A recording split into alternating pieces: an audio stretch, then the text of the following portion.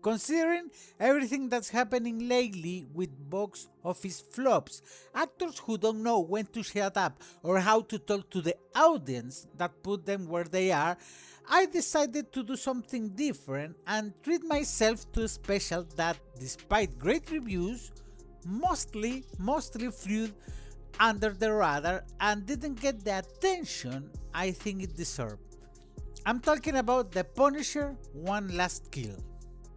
Hello dear viewers and welcome back. My name is Amilcar, I am a sci-fi and dark fantasy author and this is 4 Cents. The Punisher: One Last Kill is the special produced by Marvel Studios and released on Disney+. Yes, the same studio behind series like Ironheart, Vision Quest, Echo and Agatha All Along. So, if I'm be honest, at first I had a hard time believing Disney actually greenlit this. And honestly, I still kind of do. Even though it's normal on this channel, I still say it up front. This analysis contains spoilers. Okay? Okay. So, let's get to the heart of it. The Punisher: One Last Kill was released in May this year. As Daredevil Born Again showrunners Dario Scardapan explained, the specials pick up Frank Castle's story after the end of The Punisher Season 2 in 2019 and take place before and during the events of Daredevil Born Again Season 2.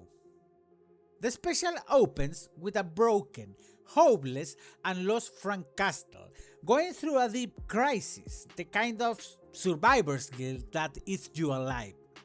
A man who's seriously contemplating suicide just to end the constant pain and hell he lives in every single day. On top of that, he's having psychotic episodes with hallucinations of his military comrades, members of his old Marine platoon who are tied to his war trauma. These visions mix with ones of his dead family, especially his daughter Lisa, and other characters like Karen Page. It all paints a raw picture of how psychologically shattered Frank is after finally finishing his long revenge. At the same time, the world around him is a city ruled by crime and impunity, where not even a father trying to run a small family business or a homeless man walking his dog is safe. Things are moving along in that suburban hell when a woman approaches him with a story that hits close to home. Like him, everything she loved was taken from her. Her name, Isabella Carmela Magdalena Ma Gnucci, the matriarch of the Gnucci crime family and mother of the mobsters Frank had killed. Along with her story, she calmly warned him that every criminal in the city is coming for him because she's putting a target on his back.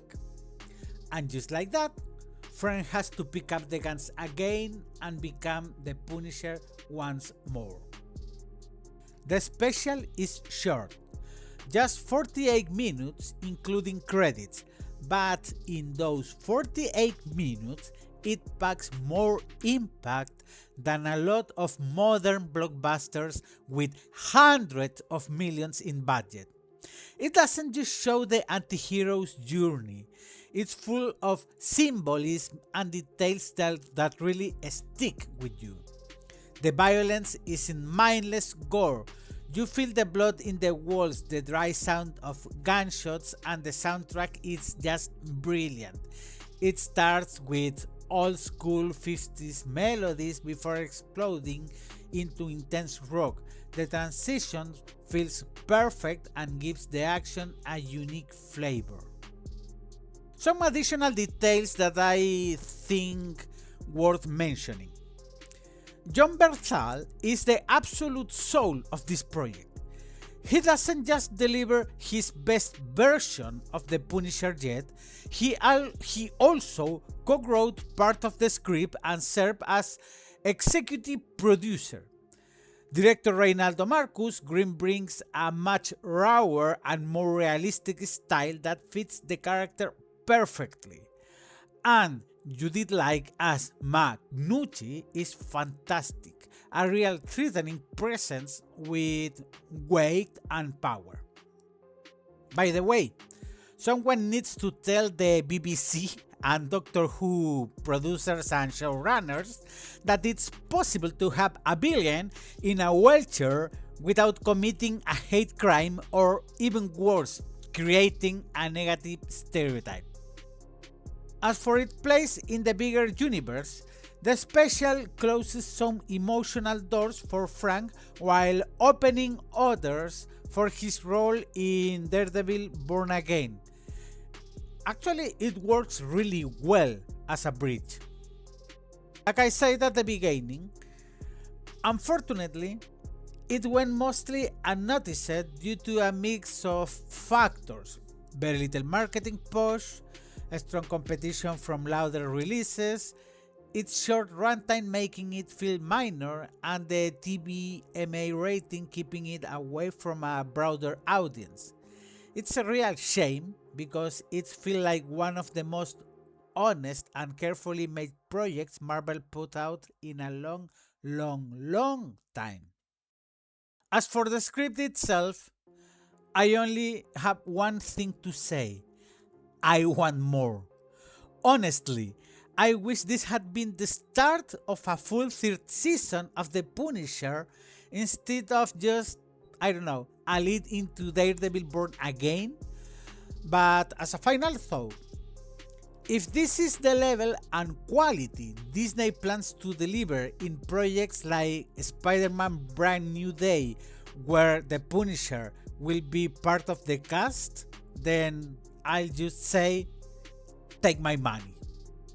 And that's it for today's video. If you enjoyed the analysis, don't forget to like, subscribe and share with others. I love to read your thoughts in the comments. So, what did you think? Did you like One Last Kill? Do you want to see more solo Frank Castle stories, or are you okay with him appearing in crossovers? Once again, thank you so much for watching. My name is Amilcar and I'll see you on the next 4 Cents video. Bye bye.